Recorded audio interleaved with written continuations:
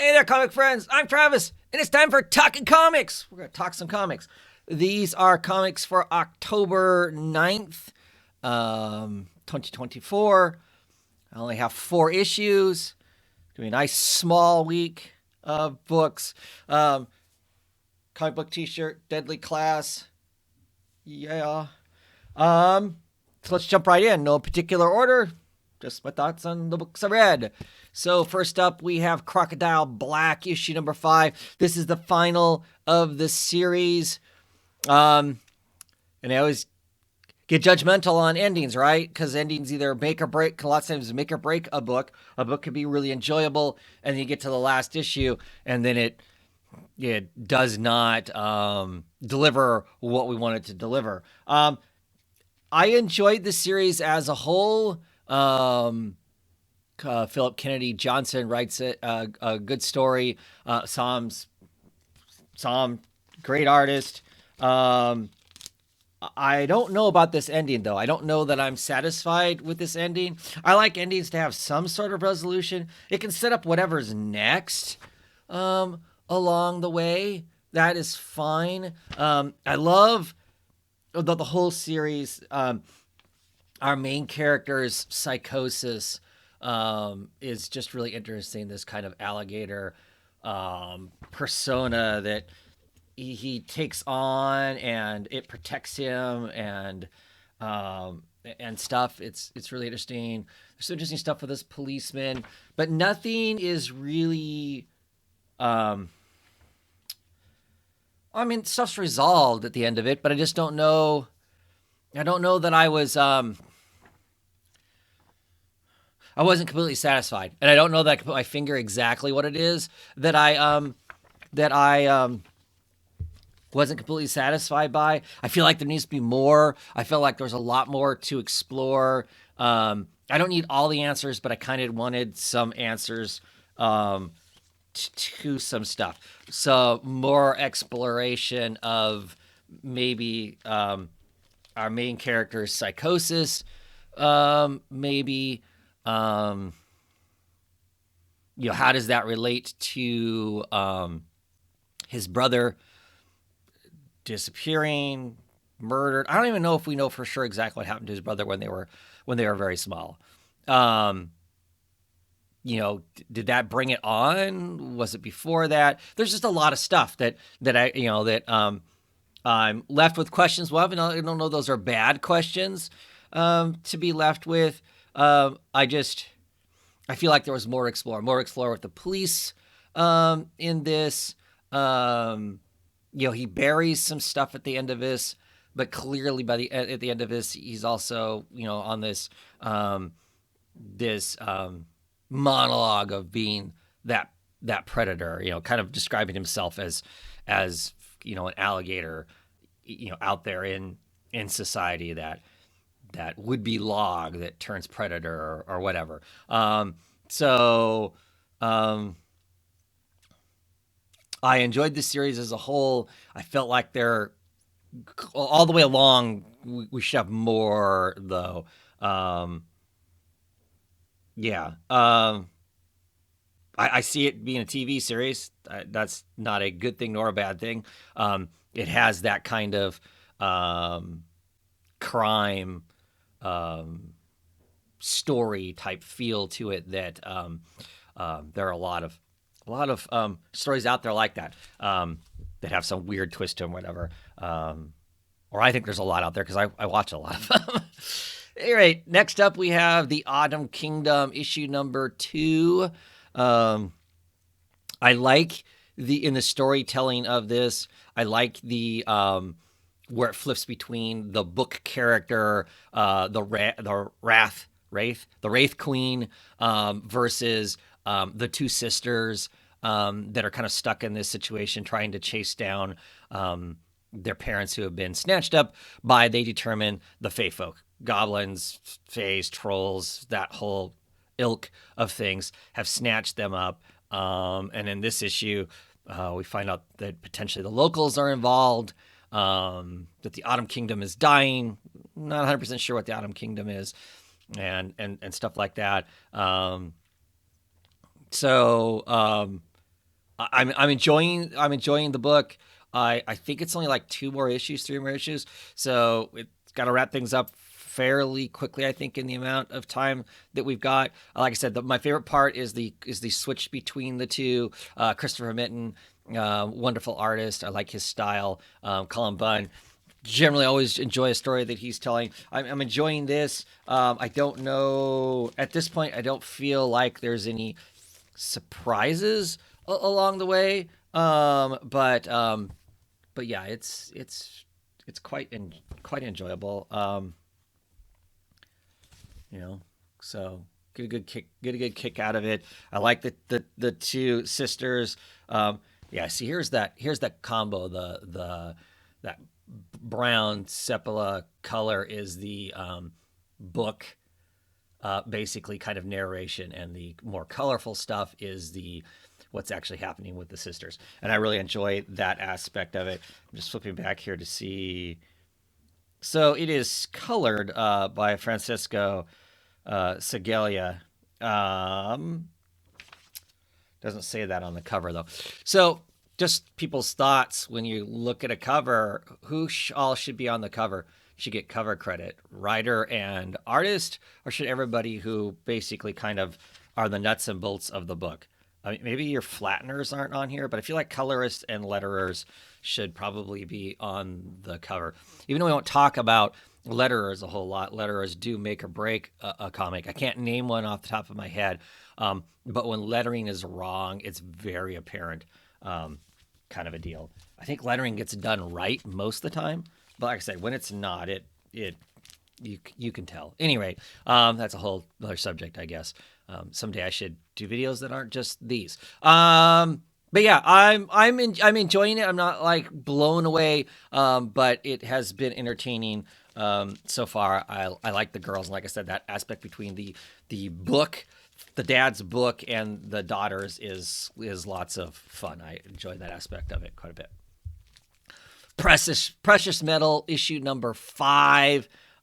This book continues to just be amazing. I especially love this issue. This issue shows us the birth of the bishop that is the main bad guy in the Little Bird series. In his youth, in his prime, the beginning of the if your body is not in the image of God, you shall have no rights, and basically your existence is a violation of law, and subject to punishment by death.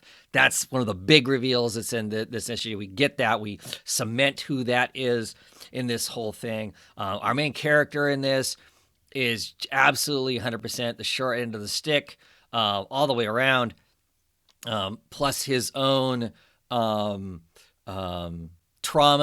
personal traumas, his own world experience, trying to figure out what's going on, what choices he should make. He's clearly put between a rock and a hard place with choices in his daughter and this boy that he has rescued. And of course, the Ian Bertram art continues to just be brilliant for it.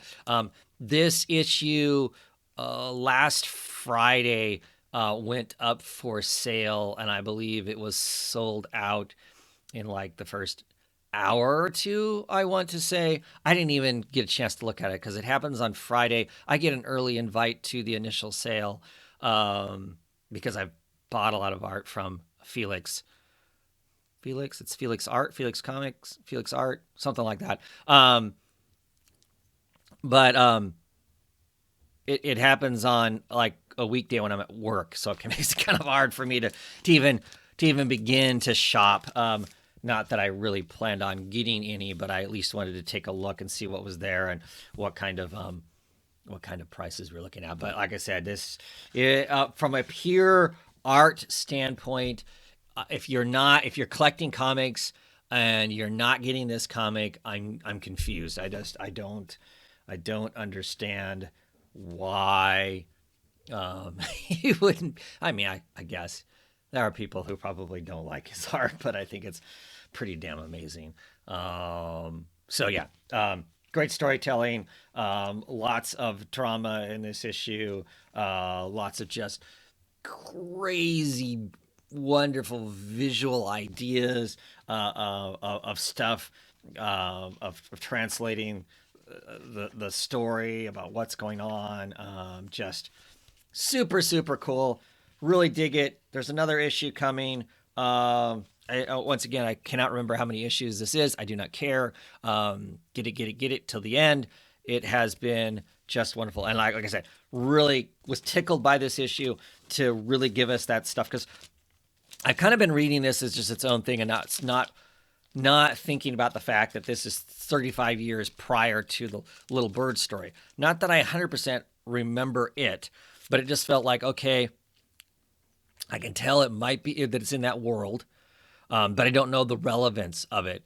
And this issue really felt like it had the relevance of that world. And I hope whatever comes of this, I hope these guys have plans for more.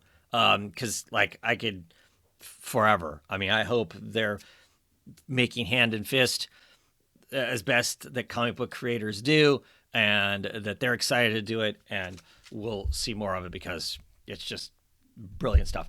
And the last thing I'm going to talk about this week in comics is issue 9 of Public Domain by Chip Zdarsky. And they are at the San Diego Comic Expo, right? Comic-Con. And they are there to sell their wares. This is going to be their first big public pitch of the new domain, the 3 characters, all of that from our one group, and then the of course the other half, who has this giant entertainment arm, pulls the rug out from underneath them basically by hosting a panel at the same time, with the actors from the movie, even though it's got nothing to do with the comic books, and they just kind of, a lot of slam dunking going on there and whatnot. There's some really funny moments, and I chuckled more than once in this. Chip Zdarsky has a wonderful sense of humor on the page. And he can deliver some things really great. We finally, with Dad, our comic book creator, artist, he's been carrying this burden of potential infidelity with his wife. Along with that, finally comes to a header. We get some answers. It's perfect words for the very last two or three panels of that coming to an end at the end of this issue, which is pretty brilliant and surprising. Not exactly what I expected, but just a lot of fun. I really am tickled when this book comes out. It's just kind of this slice of life comic book creator sort of a thing. Some of it tongue in cheek, some of it just from the amount of time I've been on social media and reading stuff and whatnot. Sounds pretty legit, like how people are treated and have been treated and whatnot. I sometimes wonder what my feelings about this book would be if none of the social media stuff existed at all. Back when I was a kid and when I first was reading comics and kind of wondered, me and my friends wondered about, how this stuff was made, what went on, how that whole process and stuff and the relationships and the people that are all involved. And we didn't know. I mean, there was the occasional comic journal that came out in those times, but we really didn't know. You didn't have exposure to the actual creators, that you do now, to know somebody's being screwed or not being screwed, or this company's not paying, or whatever the case may be. And so I wonder sometimes, what this would be like if I didn't have that, or would we even have this if there wasn't that much more exposure? Because I feel like Chip it's not like his own personal experience. He's pulling from the zeitgeist of all of comic creatorness that's out there and stuff. But yeah, like I said, just really enjoy it. Have a lot of fun with it. Some good chuckles and some reality in there too. Just makes it from good stuff. That's it. Short video. Thanks for watching. Hopefully, like I said, my comics are now on time. So should be back to doing this on the regular, I hope, barring any other sorts of disasters. And next week I have like, I don't know, 13 books, 16 books to talk about. So it won't be a short one. Anyway, thanks for watching, everybody. Talk to y'all later.